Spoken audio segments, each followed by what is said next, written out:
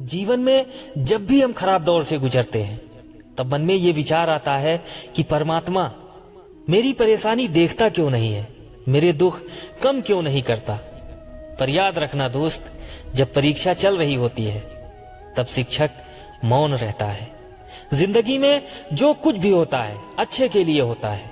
बुरा वक्त इसलिए आता है ताकि हम अच्छे वक्त की कीमत जान सकें, और लोग इसलिए बदल जाते हैं ताकि हम उनके असली चेहरे पहचान सकें कि वो क्या थे और हम उन्हें क्या समझ रहे थे। जो हुआ अच्छा हुआ, जो हो रहा है वो अच्छा हो रहा है, और जो होगा वो भी अच्छा ही होगा। आप जिस भी वजह से निराश हैं उसे भूल जाएं। वर्तमान में अगर कुछ आपको बहुत ही दुख दे रहा है, उसके पीछे निश्चित ही बहुत अच्छा कारण छुपा हुआ है।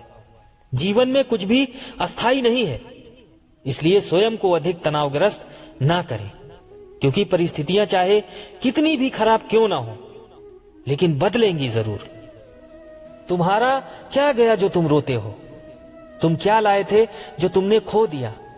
तुमने क्या पैदा किया था जो नष्ट हो गया? तुमने जो लिया यहीं से लिया, और जो दिया यहीं पर दिया। जो आज तुम्हारा है कल किसी और का था, और परसों किसी और का हो जाएगा। इंसान की अच्छाई पर सब खामोश रहते हैं, चर्चा अगर उसकी बुराई पर हो तो गूंगे भी बोल पड़ते हैं। नियत से ईश्वर खुश होते हैं, और दिखावे से इंसान। यह आप पर निर्भर है कि आप किसे प्रसन्न करना चाहते हैं। जीवन में सब कुछ मिल सकता है, किंतु सब कुछ देकर भी जीवन नहीं मिलता। रुपए पैसे ही नहीं, कुछ पुण्य भी कमाओ, ताकि मृत्यु के बाद भी लोगों के दिल में जिंदा रह सको। कभी किसी चीज का घमंड आ जाए तो शमशान का एक चक्कर लगा आना। तुमसे बेहतरीन लोग वहां राख बने पड़े हैं।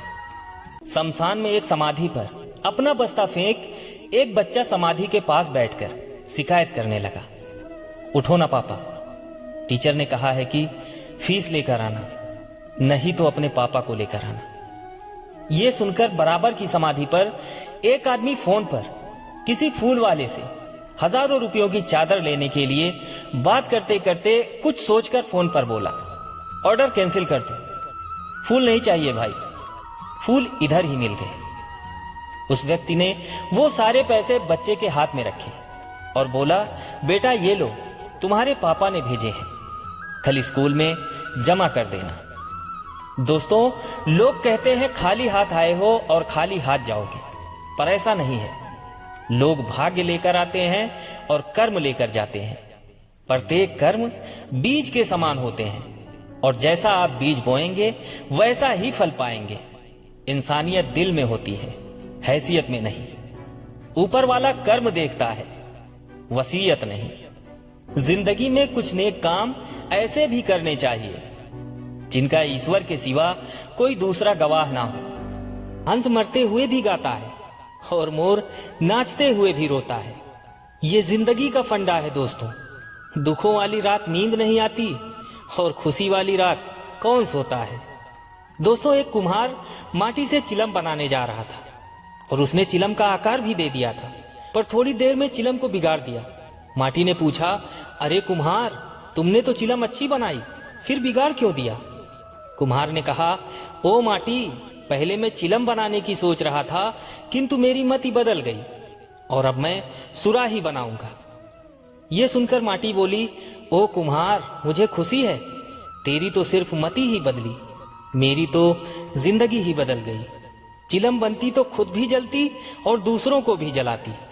अब सुराही बनूंगी तो स्वयं भी शीतल रहूंगी और दूसरों को भी शीतल रखूंगी।